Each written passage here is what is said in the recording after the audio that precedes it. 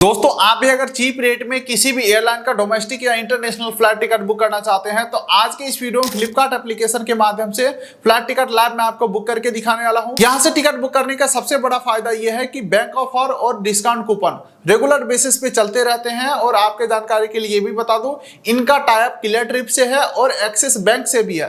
तो खास करके अगर आपके पास एक्सिस बैंक का कोई क्रेडिट कार्ड होगा तो बहुत ही ज्यादा पैसे का बचत हो सकता है। खैर चलते हैं मोबाइल के स्क्रीन के ऊपर और लाइव मैं आपको एक फ्लाइट टिकट बुकिंग प्रोसेस दिखाता हूं। बाकी इसी वीडियो में बात कर लूंगा कि बाय चांस यहां से टिकट बुक करने के बाद अगर आपको कैंसिल या रीशेड्यूल करना पड़ता है तो क्या टर्म्स एंड कंडीशन रहेगा, क्या चार्जेस कटेंगे, कितना दिन पहले या कितना देर पहले तक का क्या चार्जेस कटेंगे, सब कुछ जानेंगे आज के इस वीडियो में।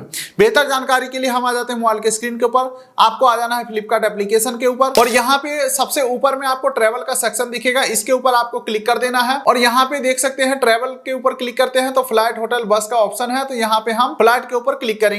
अब देखिए दोस्तों, यहाँ पे फ्लाइट बुकिंग प्रोसेस के ऊपर मैं आ चुका हूँ। यहाँ पे सबसे पहले पूछा जा रहा है वन वे या राउंड ट्रिप। तो राउंड ट्रिप का मतलब होता है आपको जाना भी है और आपको आना भी है, लेकिन मुझे दोस्तों सिंगल टिकट बुक करना है, यानी कि वन वे सेलेक्ट करना है। चलिए अब यहाँ पे फ्रॉम और टू एयरपोर्ट का नाम डालना है, जैसे कि मुझे जाना है पटना से दिल्ली, तो यहाँ पे मैं फ्रॉम में डाल देता हूँ पटना, ठीक है।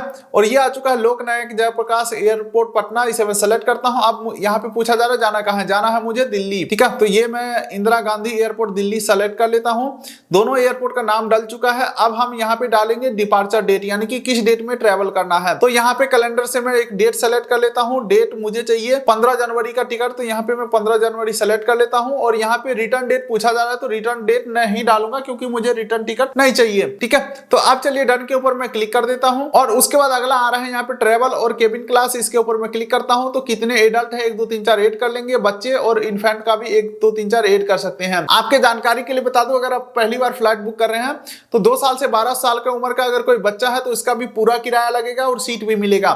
और किसी बच्चे का उम्र 2 साल से नीचे का है, यानी कि 1 2 दिन 3 दिन 6 महीना 8 महीना, इसका दोस्तों 1800 रुपया फिक्स लगेगा और आपको कोई सीट नहीं मिलेंगे इसके लिए, ठीक है। तो अब दोस्तों केबिन क्लास हम यहाँ पे इकोनॉमी सेलेक्ट करेंगे ताकि सबसे सस्ता में टिकट बुक हो सके। तो चलिए मैं यहाँ पे एक एडल्ट को सेलेक्ट किया हूँ और अप्लाई के ऊपर क्लिक करता हूँ। इसके अलावा दोस्तों यहाँ पे कुछ ऑप्शनल चीजें दिखेंगे, कहीं पे कुछ क्लिक नहीं करना है, सर्च फ्लाइट के ऊपर आपको क्लिक कर देना है। थोड़ा सा हमें वेट करना है और यहाँ पे सभी फ्लाइट का लिस्ट खुल के आ चुका है जो पटना से दिल्ली जाता है 15 जनवरी को। लेकिन दोस्तों ये लिस्ट काफी लंबा चौड़ा है तो आपको कंफ्यूज बिल्कुल भी नहीं होना है। किसी भी फ्लाइट में टिकट बुक करने से पहले हमेशा 3 चीजें जरूर चेक करिएगा। सबसे पहला आपको चेक करना है कि फ्लाइट कितना देर में पहुंचा रहा है, ठीक है। और फ्लाइट नॉन स्टॉप है या नहीं है, यानी कि डायरेक्ट फ्लाइट है या नहीं है, वो चीजें आप यहां से चेक कर सकते हो। अच्छा, अब दूसरा चीज आपको चेक करना है फ्लाइट का टाइमिंग, ठीक है। पिकअप टाइमिंग, ड्रॉप टाइमिंग यहाँ पे दिया हुआ है। और यहाँ पे जो टाइमिंग दिया हुआ है ये फ्लाइट उड़ने का समय है, फ्लाइट टेक ऑफ करने का समय है। इस टाइम से 2 घंटा पहले हमें एयरपोर्ट के ऊपर पहुंचना होता है, क्योंकि एयरपोर्ट के ऊपर बहुत सारे प्रोसेस से गुजरने के बाद हम फ्लाइट में बैठते हैं और फ्लाइट का गेट आधा घंटा पहले ही बंद हो जाता है। यानी कि यहाँ पे जो टाइमिंग दिया हुआ है इस टाइम से तो आधा घंटा पहले फ्लाइट का गेट ही बंद हो जाता है, ठीक है। तो इसीलिए सजेस्ट किया जाता है दोस्तों, अगर आपका डोमेस्टिक फ्लाइट है तो एटलीस्ट 2 घंटा पहले एयरपोर्ट के ऊपर पहुंचो ताकि सारा काम आपका स्मूथली हो जाए, आपका फ्लाइट ना मिस हो, भागा दौड़ी ना करना पड़े। खैर 2 चीजें हमने समझ लिया। और तीसरा आपको देखना है पैसा, आपके जेब के अकॉर्डिंग, यानी कि आपके अकॉर्डिंग बजट फ्रेंडली है या नहीं है। अब इन तीनों के बेसिस पे आपको डिसाइड करना है कि किस फ्लाइट में आपको टिकट चाहिए। मान के चलिए दोस्तों, मुझे ये 11:50 वाला जो टिकट है इस फ्लाइट में मुझे टिकट चाहिए, ठीक है। तो इसके ऊपर मैं क्लिक करता हूं।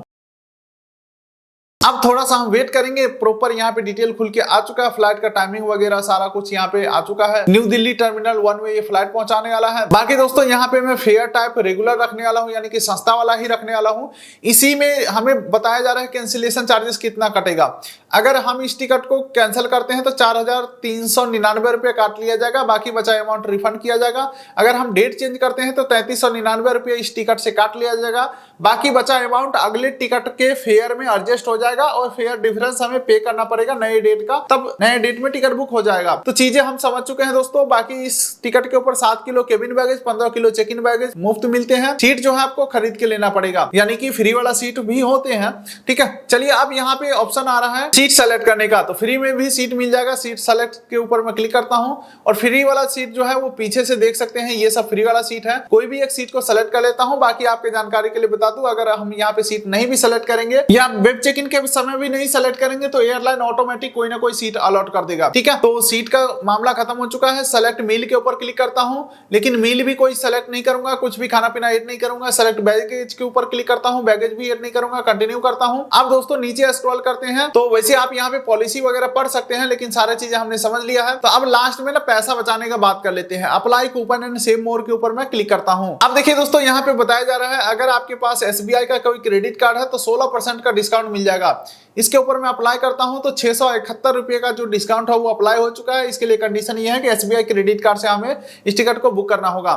चलिए कंटिन्यू के ऊपर मैं क्लिक करता हूं। अब आप देखेंगे दोस्तों, मैं रेगुलर बेसिस पे यहीं से फ्लाइट टिकट बुक करता हूं तो हमारा जो पैसेंजर डिटेल है वो यहाँ पे ऑटोमेटिक आ चुका है। मैं यहाँ पे सेलेक्ट कर सकता हूँ। अदरवाइज आप एड एडल्ट के ऊपर क्लिक करेंगे और अपना फर्स्ट नेम, मिडिल नेम और लास्ट नेम डाल देंगे। ध्यान रखिएगा स्पेलिंग मिस्टेक जरा सा भी नहीं होना चाहिए, नहीं तो आपको टर्मिनल बिल्डिंग के अंदर एंट्री होने में दिक्कत हो जाएगा। बाकी दोस्तों मैं रेगुलर बेसिस पे यहीं से बुक करता हूं तो हमारा ईमेल आईडी और मोबाइल नंबर पहले से ही एडिट है, आप चाहे तो ऐड कर सकते हैं। GST नंबर आप चाहे तो डाल सकते हैं। ठीक है, कुल मिलाकर के अपना बेसिक डिटेल यहाँ पे फिल करना है और कंटिन्यू के ऊपर क्लिक करना है। अब देखिए दोस्तों, बोला जा रहा है डिटेल वेरीफाई करो, ट्रेवलर और फ्लाइट का डिटेल, सीट डिटेल सब कुछ सही है तो कंफर्म एंड प्रोसीड करेंगे।